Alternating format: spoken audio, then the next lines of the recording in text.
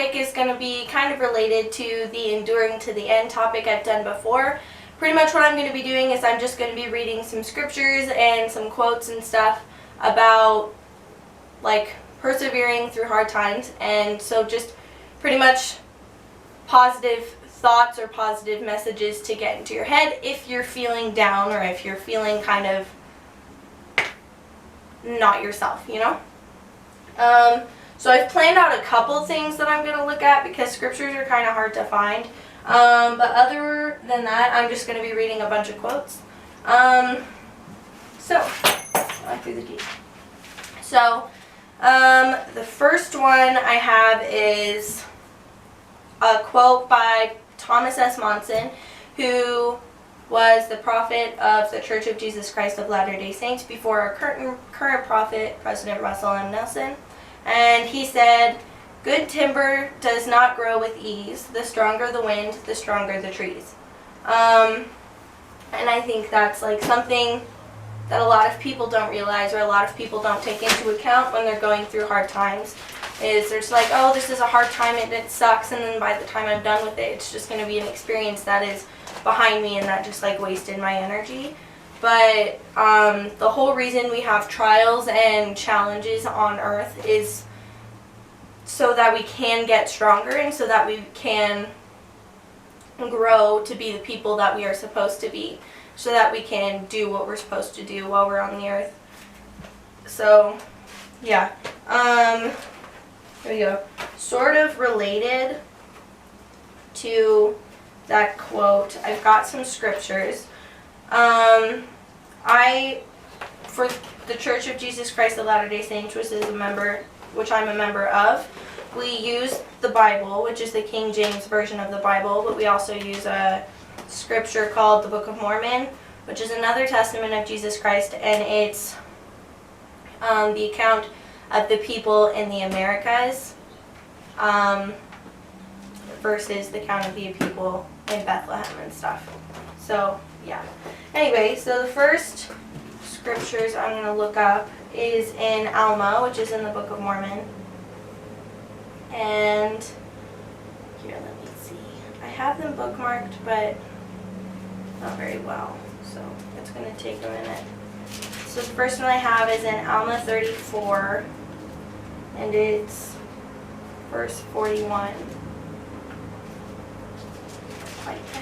Okay, and it says, "But that ye have patience, and bear with those afflictions, with a firm hope that ye shall one day rest from all your afflictions."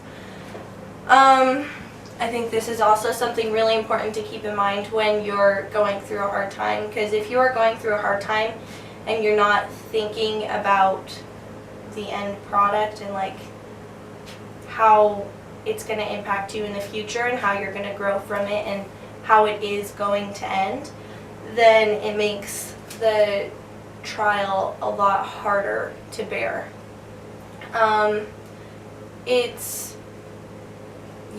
It makes the trial a lot harder to bear. So and it's a lot easier said than done, I know, but if you are patient in your afflictions and you strive to just be humble and to absorb what you're supposed to be absorbing from the trial that you're experiencing, then the end will seem a lot nearer than it will if you don't, if that makes any sense. The second one I have is also in Alma, and this is related to the one that I just read, and it's Alma chapter 26, verse 27. And I'm just going to read the last part of it, but it says, "And bear with patience thine afflictions, and I will give unto you success." So, this is also really important. Like I said earlier, you need to have patience with your afflictions and humble yourself so that you can make it through. And if you do that, you will be rewarded.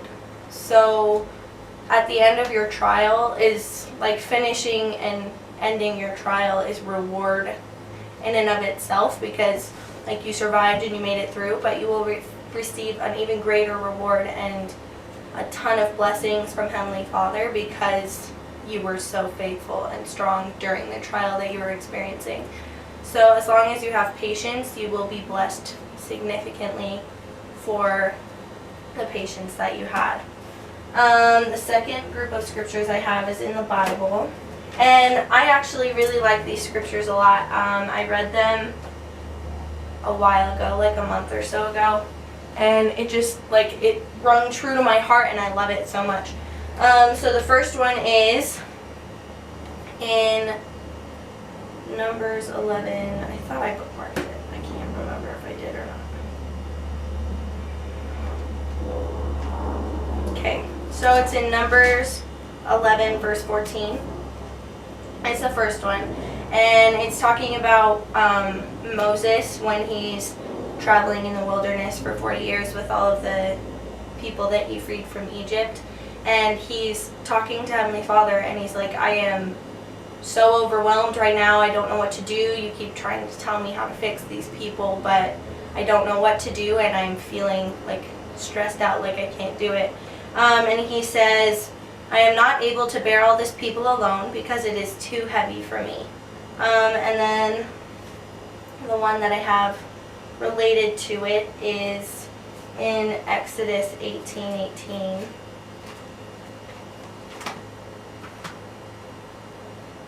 One second. Let me find it.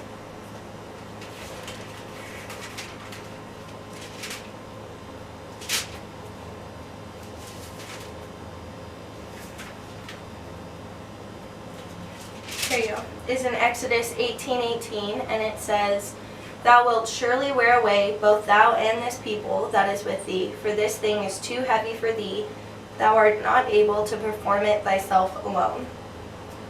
And I think this is really, really important, especially to our lives right now, that life gets overwhelming. Everyone just knows that, and everyone has experienced a time when their life was so overwhelming that they just didn't know what to do, and that they just felt like collapsing under the weight that they had on their shoulders. I know I have definitely experienced it, and I know that pretty much all my family has experienced it. I know for a fact that some point in your life you will experience this. And it sucks, and it's really hard. But what I like about these scriptures is that it really does emphasize that you can't do it alone. It's not like you're too weak, you can't do it alone. It's you're not supposed to do it alone. Suffering, trials, and afflictions, and all of the hard stuff that life throws at you is so much harder when you're trying to do it by yourself.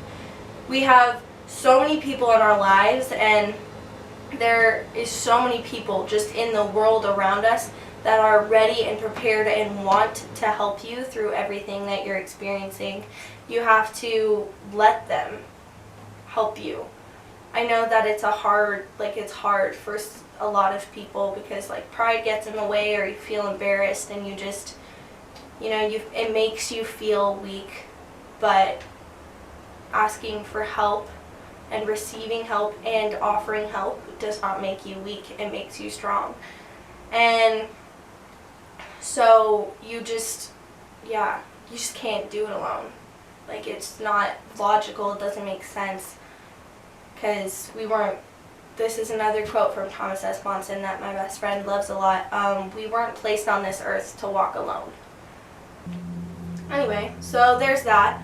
Another topic I want to hit on that's related to this that I've discussed a little bit is it's really important that you humble yourselves in life. Even whether you're experiencing trials or not, it is extremely important that you are humble about it. Because we all know people, and we have probably done this ourselves. I know I have. When you're going through a hard time or something, and you just complain about it to the world, and you let the entire world know that you're suffering just because you want the attention.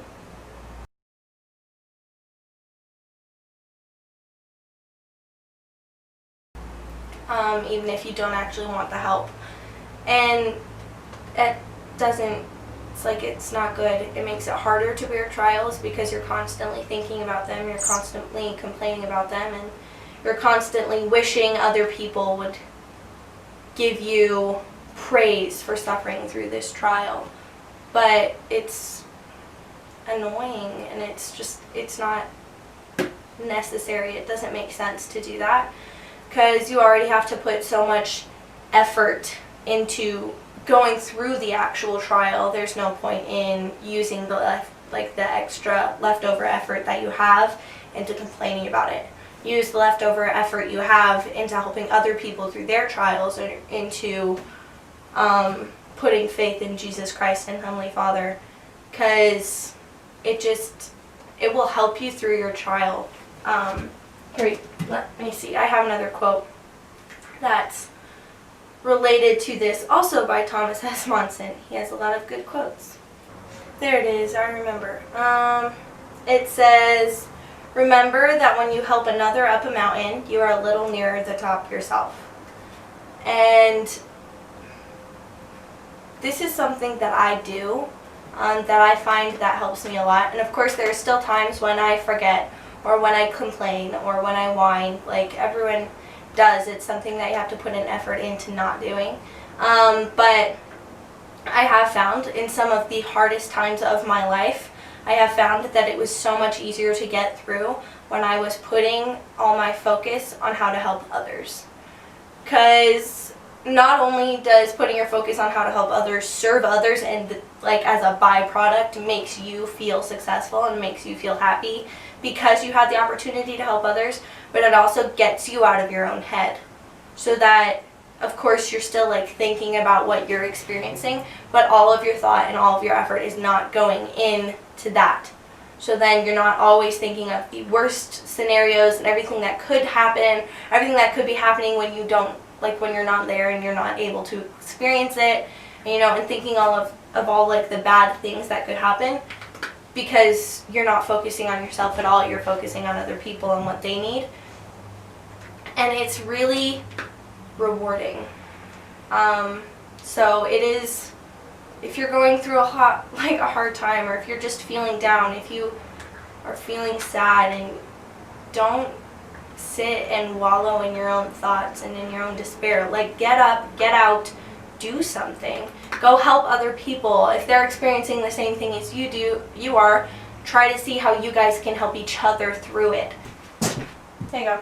It's a lot easier to make it through things when you are working with other people.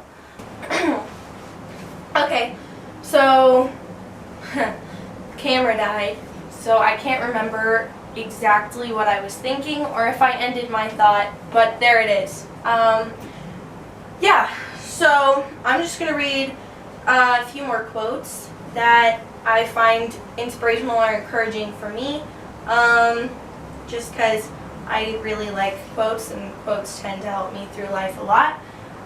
So that's what we're going to do. Here we go. Let me see. There's a lot. I can't remember if I wrote this one down or not. I did. It says, "We can't direct the wind, but you can adjust the sails." So especially if you're feeling down, or if you're going through a hard time, you have to adjust to the situation. Instead of expecting the situation to adjust to what you want, you have to adjust to what the situation wants. And then by the end, by the time you've made it through all of it, you'll discover that by adjusting to the situation, you will have ended up in a completely better spot, in better place than you would have ended up if you waited for the situation to adjust to you. Also, if you adjust to the situation, it tends to go through quicker, I think. Because it's on a sailboat, you can't adjust, you have to adjust the sails, and as you adjust the sails, it causes you to go faster through, from the little bit that I know about boats. So, yeah. This is kind of like the adjust your sails one, but it says, "When life gets blurry, adjust your focus." This is also really important because life turns out the way you see it. So if you change the way you see life, it's a completely different universe. So if you're in a bad place, then adjust the way you're looking at your situation, and the situation won't go away, but you'll hopefully have a little more perspective, which will then continue to help you get through the situation instead of just feeling stuck. I feel like I'm kind of reiterating everything I've already said, so this will be the last one, or the last quote. And it says, "It is your reaction to adversity, not the adversity itself, that determines how your life story will develop." I feel like it's pretty much the same as everything else, but you can't necessarily choose the trials that you're experiencing, but you can choose the way you react to them. And if you choose to react in a positive way and allow your situation to help you grow, then you will feel blessed and you will feel content. But if you choose to react in a harsh way and think that like your life is ending, then you won't. It won't end well at all. Yeah. So I guess those are about all of the quotes I'm going to say, because I feel like I'm just saying the same things. Here you go. I do have another quote, but this one's kind of funny. And this applies to me. So like I'm a teenager, so this applies to teenagers, but I still think it's funny. It says, "Teenager, a noun. 1, someone who's ready for the zombie apocalypse, but not ready for the math test tomorrow." Which I totally relate to. I'm never ready for math tests. It says, "My sister just tried to ask me if I wanted to go to bed, but instead it came out, 'Do you need to use the sleep?' And then she just kind of looked really horrified at herself and whispered, 'Maybe I need to use the sleep.'" This one's cool. It says, "My skater bro roommate talks to my other roommate's cat exactly like she's a person, and I love it. She was meowing earlier, and he was like, 'Dude, do you want to watch a movie with us? You can come chill with us if you want. We'd love to spend some time with you.'" I love it. If I say goodnight and an hour later you see me online, it's not that I lied, it's just that I failed. That is so me. I tell my family I'm going to bed at like 9:30, and then I won't actually like go to sleep until like 11. It's bad. When you ask for someone's name, you're essentially asking them what noise you should make to get their attention. Okay. Here you go. This one is kind of hard to explain as I'm reading it, but it's really funny. So it's coming from a bunch of Disney princess movies. And the first one is Princess and the Frog, and it is the prince saying, "Because Tiana, she is my Evangeline." And then the next one is Hercules, and he says, "Meg, I would never ever hurt you." The next one is Beauty and the Beast, and it says, "At least I got to see you one last time." Then Aladdin, "Tell me, princess, now when did you last let your heart decide?" Pocahontas, "I'd rather die tomorrow than live 100 years without knowing you." And then Mulan, and it's Shang saying, "You fight good." And then the comment is Shang setting realistic expectations for guys. Oh, that's so funny. You fight good. Okay, I found these earlier today and I thought they were funny. It says, "I just wanted 5 minutes to drink my coffee, so I sent my kid in the other room to look for a toy that's in my pocket. Follow me for more parenting hacks." They say we are the dominant species, but a baby zebra can run within minutes of being born, and I just saw my 2-year-old fall on his face while standing still. Oh my gosh, I have a funny story.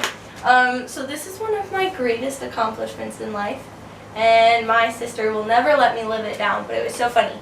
So one day we were getting ready for school, and I have seminary in the morning, so I would go to seminary from 6 to 6:45, and then I'd come home,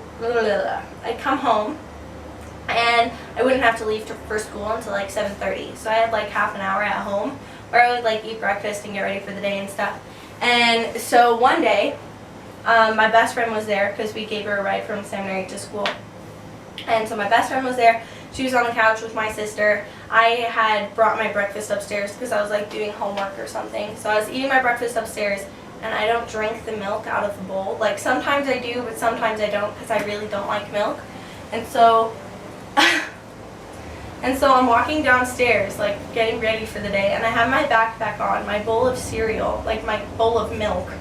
And I'm walking down the stairs, and I like stepped, but I missed the step, so then I like like it was barely my heels on it. So then I like curled down the stairs like this, and the milk flew out of the bowl, and I was falling. And when I fell, none of the milk fell on the floor. Like it all landed back in the bowl, and it was so funny. And honestly, I am so proud of myself because I fall up and down the stairs so many times. Like a year ago, I sprained my foot falling down the stairs.